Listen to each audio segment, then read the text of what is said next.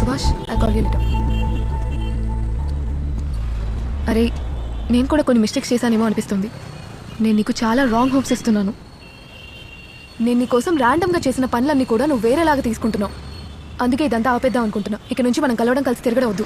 ఏదైనా ఎమర్జెన్సీ ఉంటే తప్ప కమ్యూనికేట్ అవ్వద్దు. నువ్వేం చెప్పవా? Reenu, I love you truly. Sachin, please don't do this. నేను టేక్ కేర్ చేస్తున్నాను అనుకున్నాను తప్ప ఇంకేం లేదు. ఇంకిప్పటి నుంచి అవేం నేను చేయను సచిన్. నన్ను కేర్ చేయడం నువ్వు ఎంజాయ్ చేయలేదా? నువ్వు ఎంజాయ్ చేసావని నాకు అనిపించింది. సారీ, నేను ఎంజాయ్ చేయలేదు. నీకు బాగా భయం. నాతో టైం స్పెండ్ చేస్తే ఎక్కడ నాకు పడిపోతావేమో అని భయం. అది సమయంతో పాటు ప్రేమగా మారుతుంది.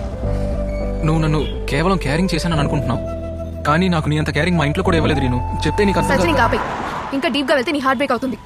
ఇది ఇక్కడే ఆపేయడం మంచిది నీకు, నాకు కూడా. అయినా ఎందుకు ఇంత బాధపడుతున్నావు? నీకు ఇదేం ఫస్ట్ రిజెక్షన్ కాదు కదా, అవునా?